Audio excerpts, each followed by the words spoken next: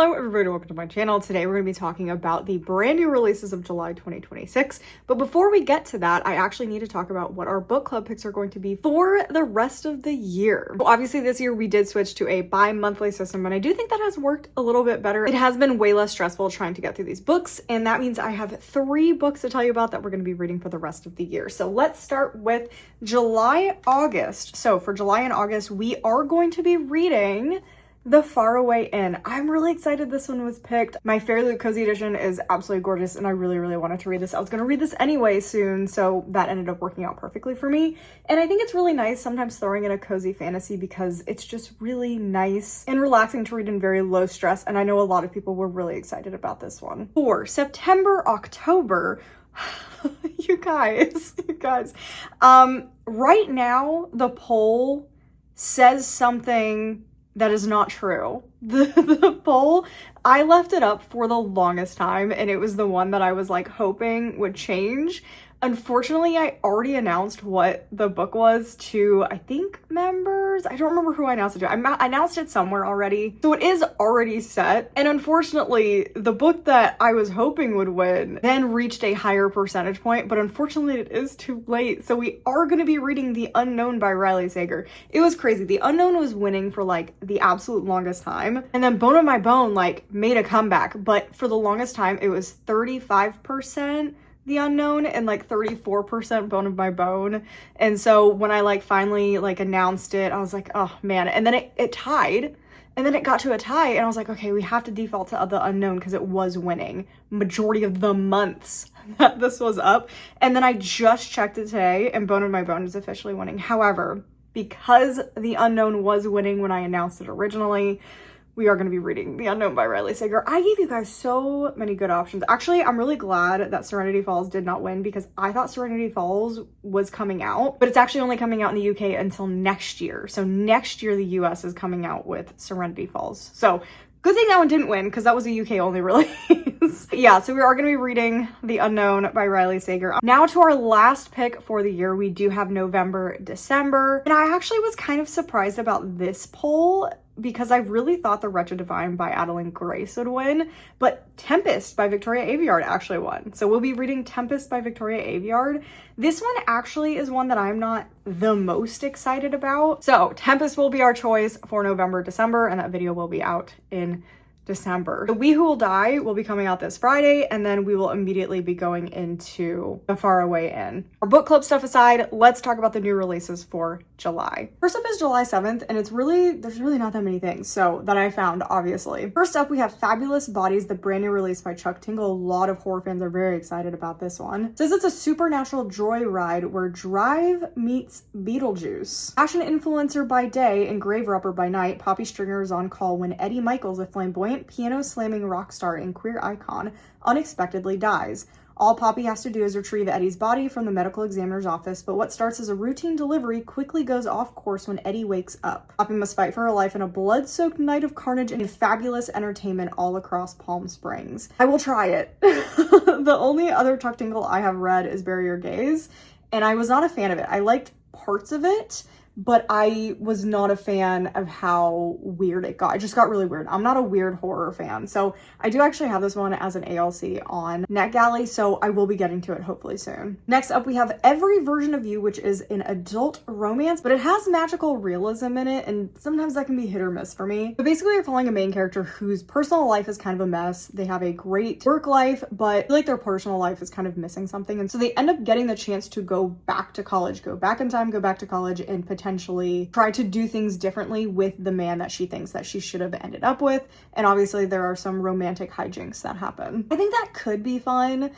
I don't know. That one's I'm a little nervous about that one, but I think that could be fun. Next up, we have an adult romantasy that is coming out, The Lure of Wolves and Whispers. I'm not super interested in this one. A darkly addictive romantasy debut about a girl who sacrifices everything to buy dangerous magic that could save her sister. Not feeling that. Not feeling that. There's nothing there that I'm like super interested in, but I know a lot of people have added this to their want to read list. Next up is the next Shay Earnshaw. I am one behind with Shay Earnshaw books, but this is an author that I really enjoy. It does look like this is an adult release, and it is called Habits of the Sea, second adult novel. I was meh on the first one. Not the biggest fan of the first one. A woman rediscovers the mythical island she stumbled upon as a child and the man she once met who apparently hasn't aged and must choose between the life she's built and a love that defies the laws of time and nature.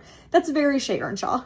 That's very, very Shea Earnshaw. I will give it a shot because I do really like this author. Not normally something that I would go out of my way to read, but I will try it because of this author, and I love the way that they write things. And the last one that I have coming out on July 7th is In the Wake of the Ruined, and this is the second book in the Siren Mage series. I have not read this yet, but I do know obviously it has to do with sirens, and I know a lot of people really, really like the first one, so hopefully I'll eventually get to the first one. Starting off with the new Christina Lauren, the romance revival. I'm not interested in this one. One fateful accident erases a troubled marriage from memory, and love gets one extraordinary do-over. So basically what I've seen for this one is that the love of this person's life dies and they are brought back, but with no memory of the marriage or anything that's happened between them.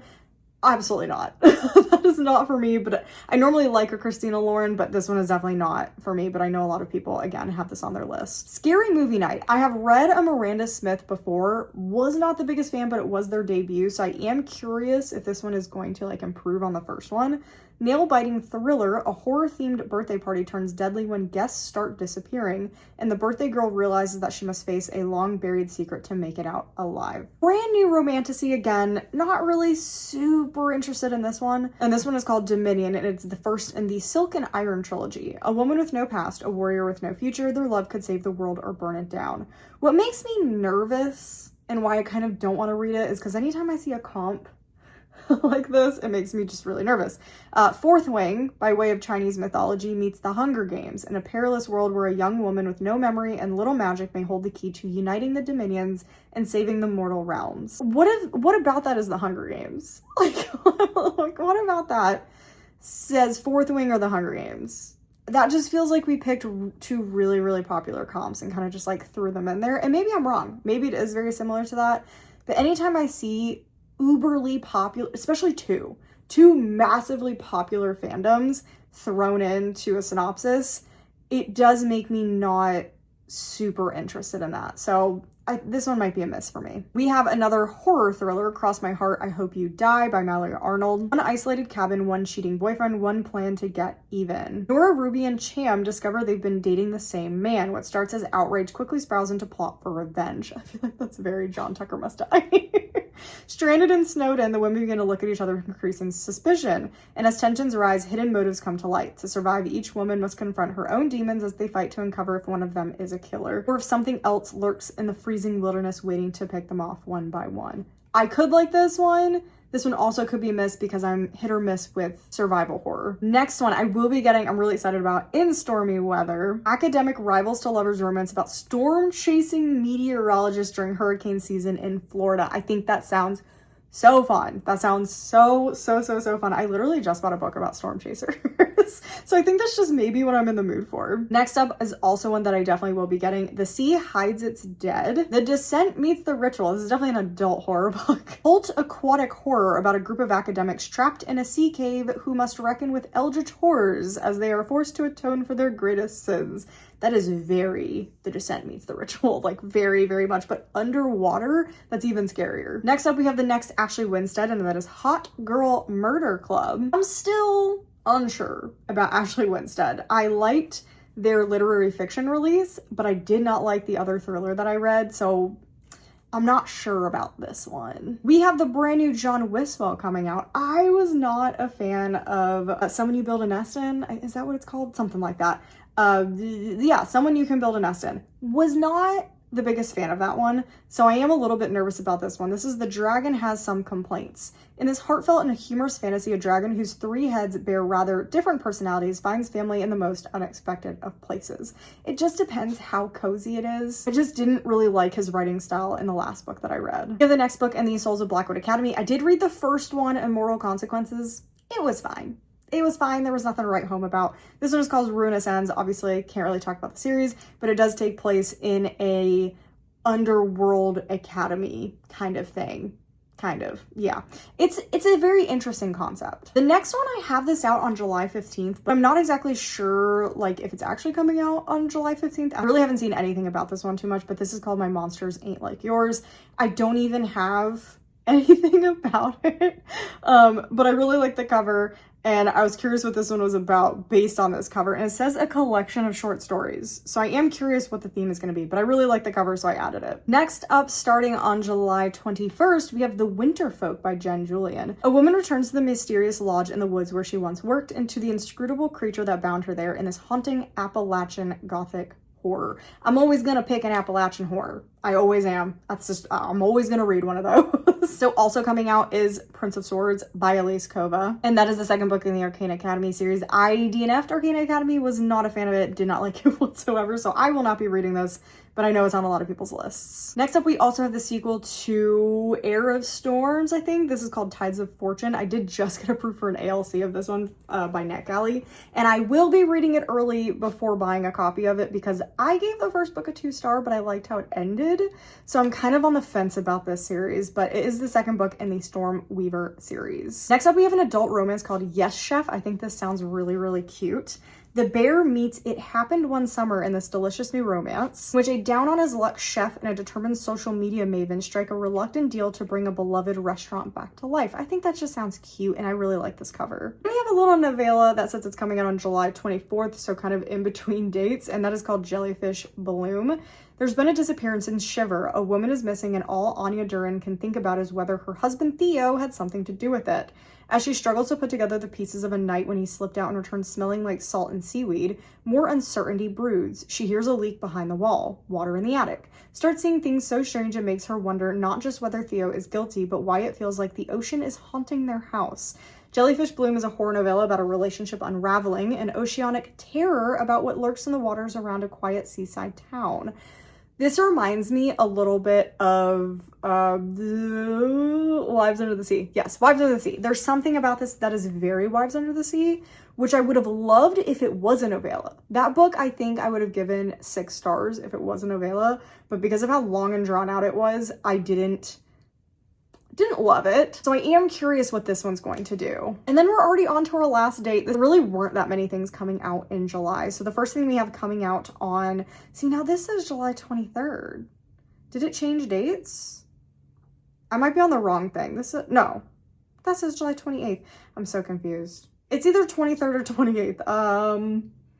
I'm not 100% sure. We'll have to check that out. But this edition says July 28th. So we're going to trust this is the US edition. Maybe the UK edition comes out a week early. Fishbone Cinderella by Elizabeth Lim. I will be reading this. I will be trying this. This is not my normal thing. However, I have read or own all of Elizabeth Lim's books. The only one I haven't read so far is, oh, what is it called? The Dragon, no, Her Radiant Curse. Her Radiant Curse is the only Elizabeth Lim I haven't read yet, so I am going to read this.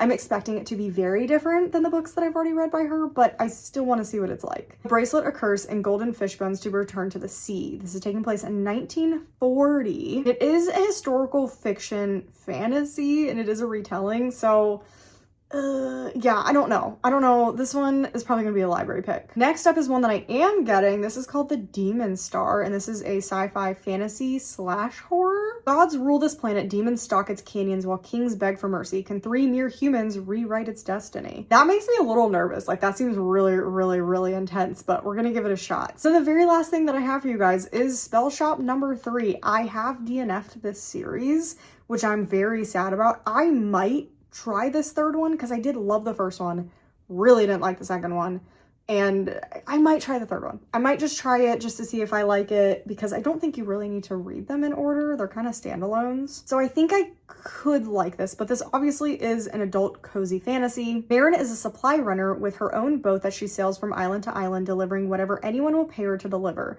Letters, flour, even the occasional enchanted lemur. It's a lonely life, but it's hers, and she wouldn't trade the freedom of the sea for anything. Her only companion is a sea serpent, Perry, whom she saved from a fisher folk's net. One day, she sails to Elysium and discovers the city is on fire. There's been a revolution and the empire has fallen. Marin, with Perry, begins transporting refugees. Okay, so it is similar. It is following. It's like It's like another thread from like that original story and like thing that happened in the spell shop. That's actually really interesting. Finding them new homes where they can start over. One such refugee is Dax, a composer who refuses to leave behind his instruments no matter how much she tries to emphasize the gravity of the situation. Intrigued by his stubbornness, his passion for stories, and his charming smile, Marin discovers perhaps she isn't saving him, maybe it's the other way around. I think this sounds better. This sounds better. I just really didn't like the plants in the second book. I really didn't like the plants in the second book. They really irritated me to no end, to the point that I could not continue it. So I'll try Sea of Charms and see how it goes. I do think it sounds better. Anyway, that is everything that I have for you guys. Definitely let me know down below if I missed any, which ones that you're super excited about, which ones you plan to get. Leave a sailboat for Sea of Charms if you made it this far into the video. If you're interested in more content, definitely check out my membership down below. Otherwise, make sure you subscribe to miss any future content. Make sure you like the video if you enjoyed it. Make sure to leave a comment down below on anything you want to talk about. And I'll see you guys in the next video.